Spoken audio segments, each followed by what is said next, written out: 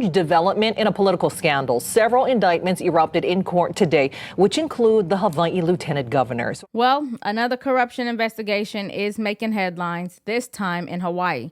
The state's Democratic lieutenant governor has now been indicted by a grand jury on multiple felony charges tied to an alleged bribery scheme involving COVID-era government contracts. And the allegations are serious enough that Hawaii's own Democrat governor is now publicly calling on her to resign. Good afternoon, beautiful people, and welcome to Nellie Miranda.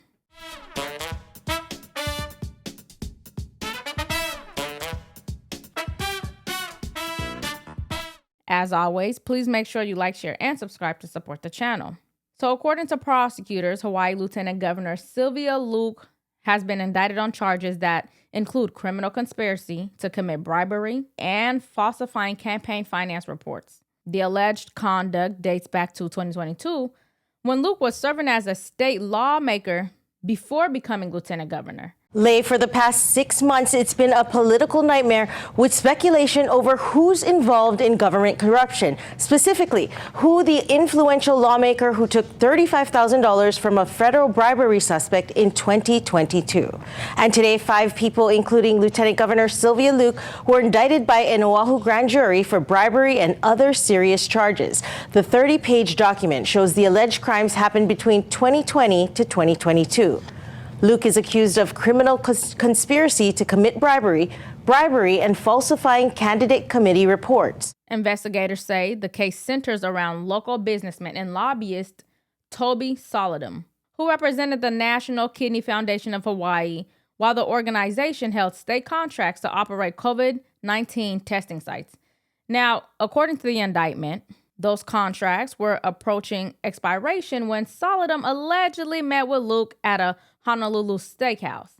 Now, prosecutors claim that during that meeting, Solidum handed Luke 2 campaign checks worth $5,000 each. But they say that wasn't supposed to be the end of it.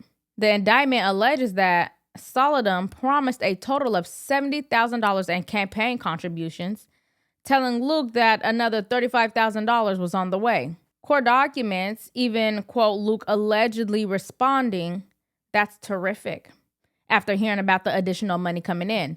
Prosecutors argue that these payments were connected to efforts to influence decisions surrounding the state's COVID-19 testing contracts. Now, here's a little background on Toby Solidum and the COVID testing contracts. Take a listen. First at 6, H&N investigates a man who gave Lieutenant Governor Sylvia Luke a controversial campaign donation in a meeting with then bribery suspect Ty Cullen, a state lawmaker who later went to prison. We've learned that the man is a frequent donor who was already under investigation for possible COVID testing fraud. Our Daryl Huff continues our coverage of this evolving scandal.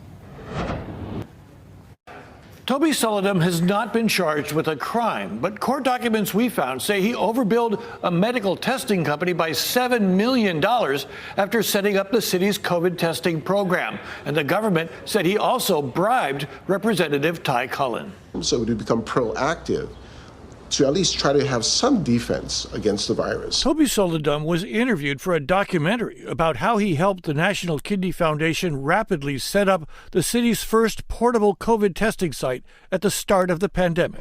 So Toby, when he knocked on our door, the mayor's office, and said, "I have a proposal to make. I think there's a company out there that could do the testing and the capacity and the turnaround you're looking for." Solidum may have had easy access to the mayor's office because he was a prolific campaign donor, hundreds of thousands of dollars to politicians at all levels of government. He was also closely allied with wastewater company executive Milton Choi, who was also involved in the COVID testing project. I went back to my team. I said, okay, guys, this is the situation. The city and county of Honolulu is very interested in what we can bring to the table. That sort of access is what you get from these donations. It's the best way to introduce yourselves to elected officials. You all know my rule, follow the money every single time. But here's the one trail that almost nobody follows, their own Medicare plan. If you are on Medicare or you're about to be, this is exactly that trail. And that is why I partnered with Chapter, because they are the only Medicare advisors that compare every plan nationwide. Unlike a lot of Medicare advisors, they do not work for big insurance companies. Their one job is finding the plan that is best for you, not the one that pays someone a bigger check. Chapter's advisors aren't paid to steer you into one plan over another. So the advice you get answers to you, not big insurance. So you have nothing to lose but everything to gain. And if you love yourself as much as I love you, then please call Chapter at 646-817-8160. That is 646-817-8160, or go to askchapter.org/Nellie. Now back to the story. So lo and behold, the investigation didn't stop with Lieutenant Governor Luke. 4 other people were also indicted, including lobbyist Toby Solodom, that we just talked about, former state representative Ryan Yamain, transportation department official Ford Fuchigami, and former Public Utilities Commission official Leo Asuncion.